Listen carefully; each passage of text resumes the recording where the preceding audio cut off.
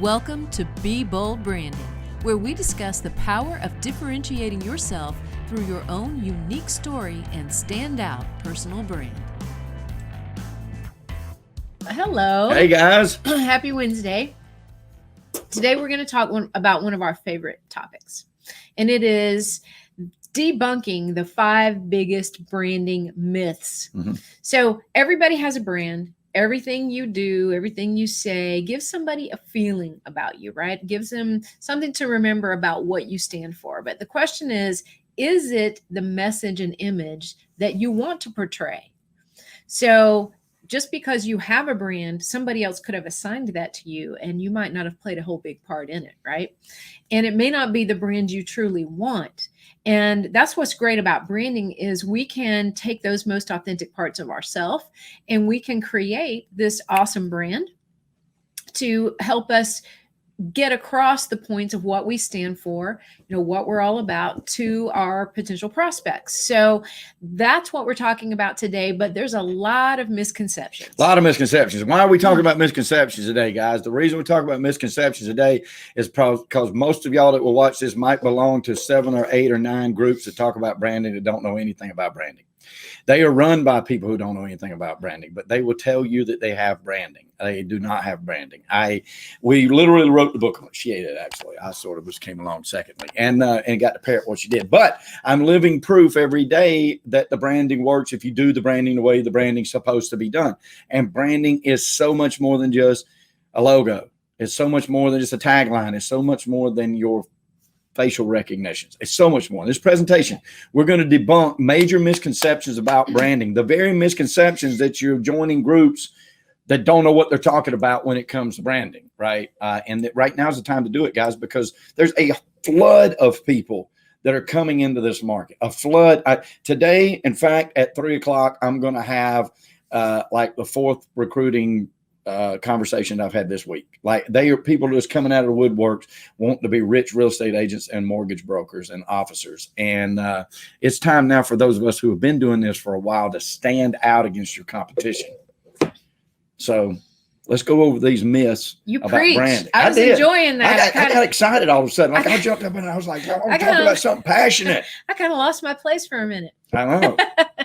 Okay, so these are the 5 big old excuses, misconceptions, myths, whatever you want to say about branding that I have heard over, the last almost 30 years. Okay, so the number 1 myth about branding for most people is I'm already branded. Imagine that. Imagine that. Everybody says they're branded.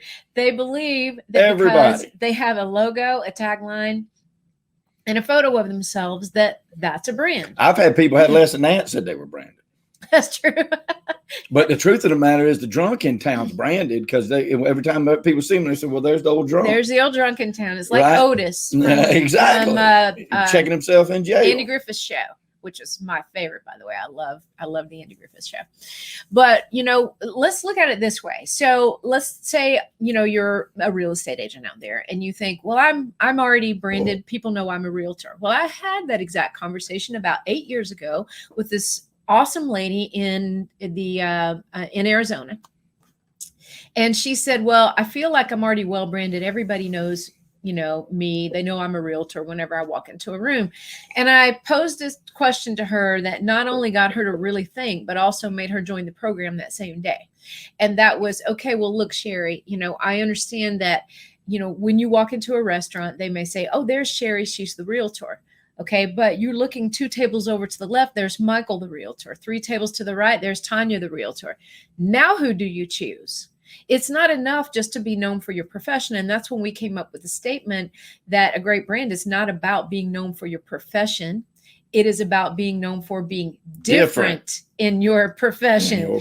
So who are people most likely to remember after they leave that restaurant, right? So that's really what you want to look at. So if you feel like you're already branded, Does your brand answer these 5 critical questions? These are huge. You'll want to write these down. And everybody wants to plagiarize it. Go ahead and steal it and I'll put it on your group, your branding group. Okay. Michael's in a good mood and you don't even have to say that we told it. Okay. I'm going to give you permission. Just go ahead and steal it, because I'd rather just give you, when we give advice about branding, it's like my dad owned a car lot one time. And I used to ask him, like, every time there was a theft, I was always like, Dad, what they stole 2 more radios out of the car. Why do you not lock the doors? And he could, cause dumbass, if I lock the doors, they'll break the window out and steal the radio. Now I just have to put a radio in. And that's what I feel like every time somebody with a branding group steals one of our things. So here's these 5. So make sure y'all write these down. Okay. Because this is very important. Go ahead and steal them. All right.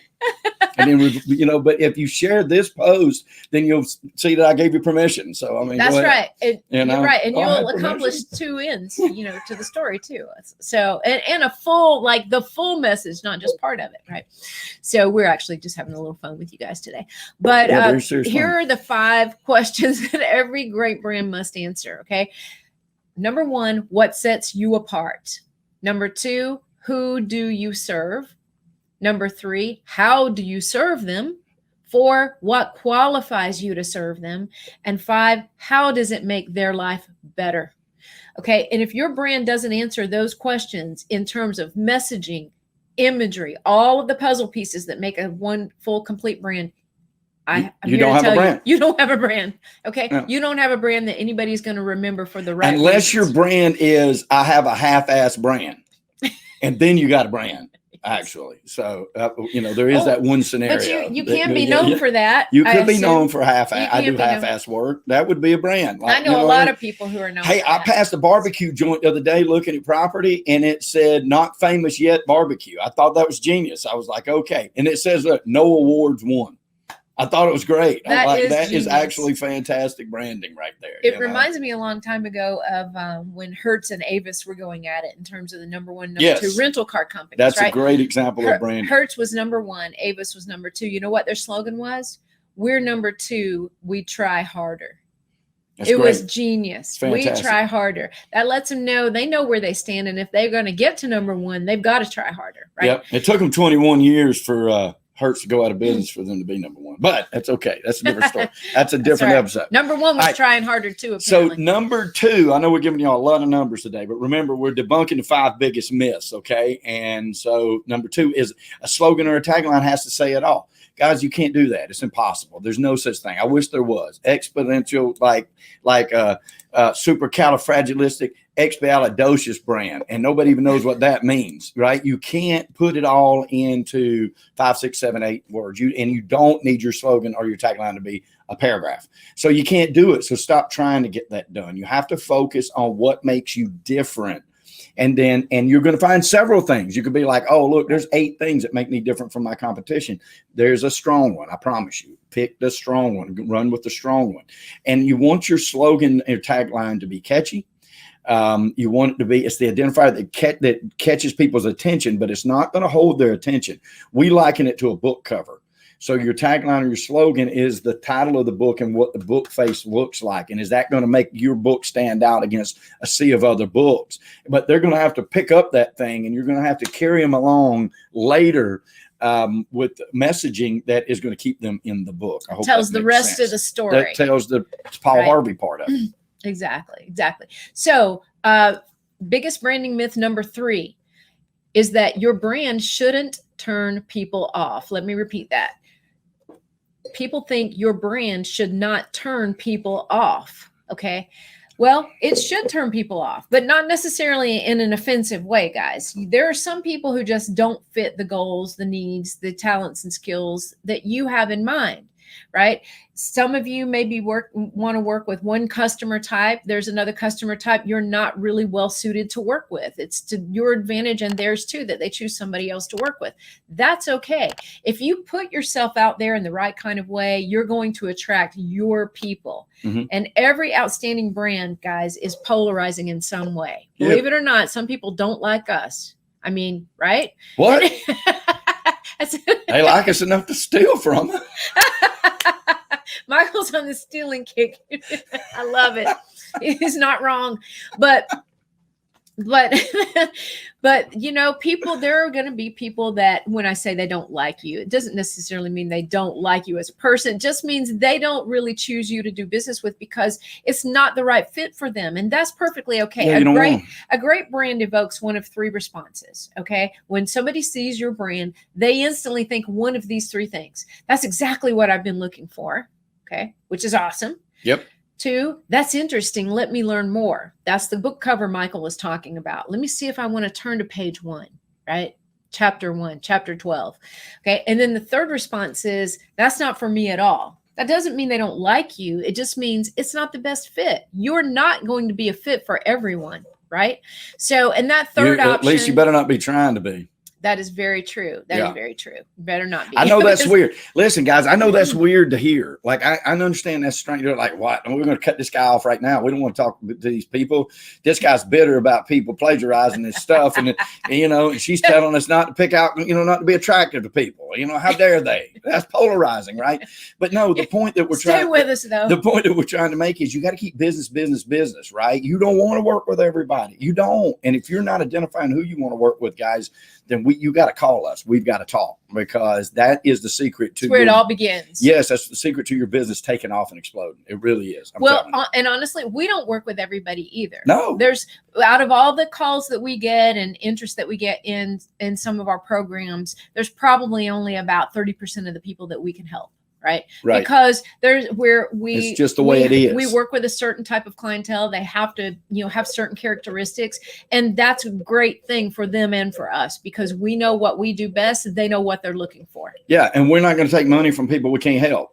And they're not going to be happy with us if we did. And your customer base is the same way. And so that's what we're talking about when you are polarizing and you're going in the right direction. Okay. Because I promise you, there is a mountain of business out there for everybody. So number 4 in our 5 myths that we're debunking here is everyone can say that. So it's not really different. All right. So how many people, show hands, don't feel like they're any different than what sets me apart? What makes me different? Right. If you're having those struggles, then that's definitely coming out in your marketing. If you're not doing marketing, that's why you're not getting any calls. Okay. So all of us are individuals is what you want to keep in mind. All of us are unique and all of us are special in our own right. And all of us have been down the path of life to get us to the point that we decided we wanted to be in the real estate business. That's what needs to come out.